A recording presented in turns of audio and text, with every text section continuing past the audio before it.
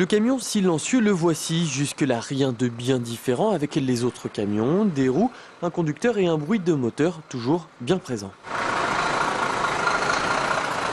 Le côté silencieux du camion, il faut aller le chercher à l'arrêt et en dessous. Ici, le secret, c'est l'azote liquide.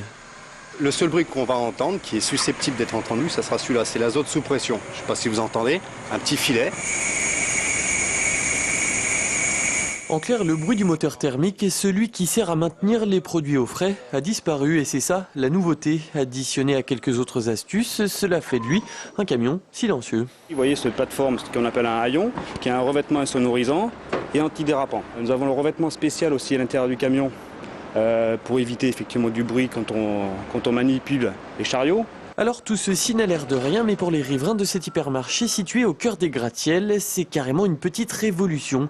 À raison d'une douzaine de camions de livraison par jour et surtout la nuit, dès 4 h du matin, les opérations de déchargement étaient devenues le cauchemar des voisins. C'était toutes les nuits. Ça faisait énormément de bruit, la musique et puis bon, tout ce qui était déchargé, ça faisait beaucoup de bruit. Avant, c'était très bruyant. On entendait les camions à 4 h du matin, 3 h 30, 4 h, jusqu'à 7 h. Ça dépend des jours. J'ai des vibrations à 3 h du matin, à 4 h du matin, j'entends des vibrations. Ils n'arrêtaient pas leur frigo, ils n'arrêtaient pas le moteur du camion non plus.